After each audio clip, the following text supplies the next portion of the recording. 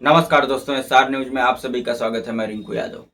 दोस्तों, जैसा कि आप सबको पता है, कल पूर्णिया से सांसद पप्पू यादव के ऊपर दो हमलावरों ने प्रेस कॉन्फ्रेंस के दौरान हमला कर दिया और उन दोनों हमलावरों का संबंध भारतीय जनता पार्टी से है।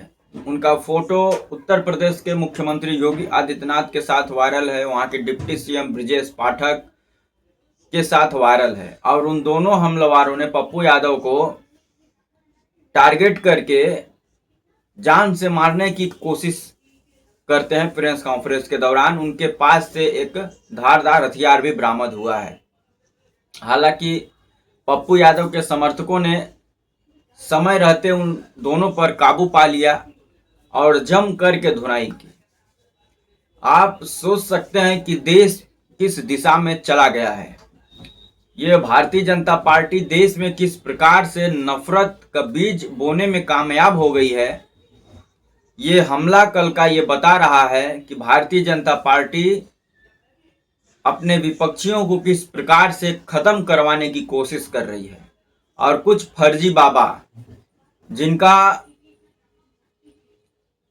धर्म से कोई लेना देना नहीं है, अपराधी किस्म के बाबाओं ने जिस प्रकार से बयान दिया है पप्पू यादव को लेकर के कि उनका जो है कि सनातन धर्म का अपमान हो गया है पप्पू यादव की वजह से, तो उन फर्जी बाबाओं से और कुछ फर्जी सनातनियों से मैं पूछना चाहता हूं कि जब भगवान श्री राम के दरबार से चंदा चोरी हुआ तब तुम्हारे सनातन का अपमान नहीं हुआ? जब हनुमान जी का मुजरा करा रही थी भारतीय जनता पार्टी अपने रोड शो में, तब सनातन का अपमान नहीं हुआ? उन फर्जी बाबाओं का सनातन अपमान नहीं हुआ?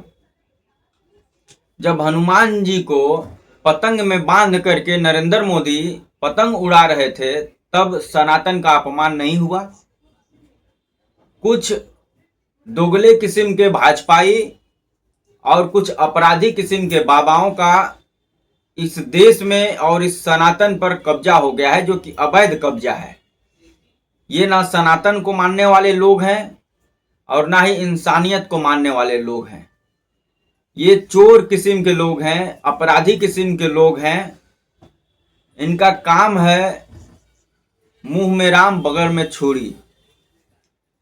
ये कहानी सटीक बैठती है उन अपराधियों के ऊपर जो पप्पू यादव के ऊपर कल हमला किए,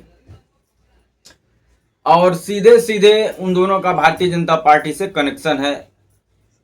उत्तर प्रदेश के मुख्यमंत्री के साथ फोटो वायरल हुआ है उन लोगों का, डिप्टी सीएम ब्रजेश पाठक के साथ उन लोगों का फोटो वायरल हुआ है।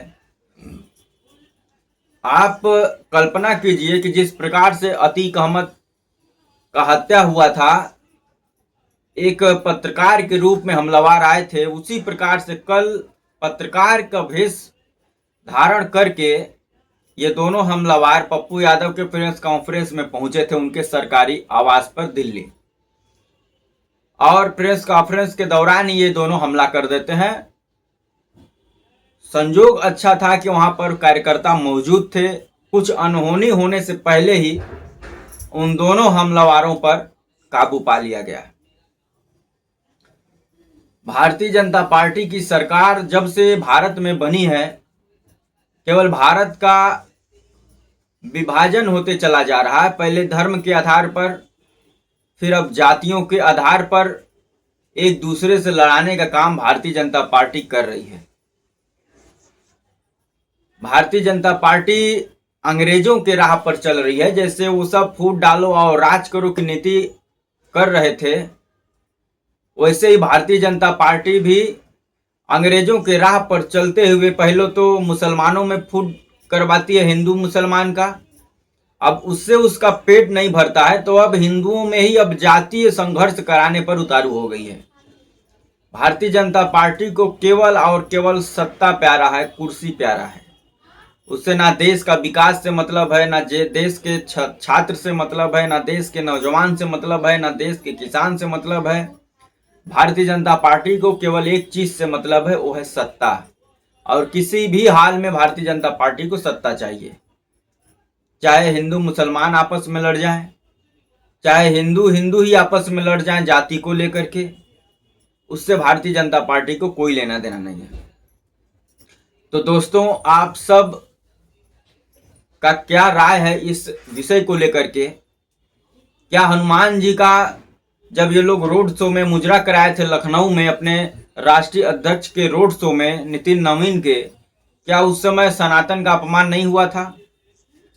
क्या भगवान श्री राम के दरबार से जब चंदा चोरी हुआ था, और चंदा चोरी करने वाले आरएसएस और भाजपा के लोग हैं, तब सनातन का अपमान नहीं हुआ था?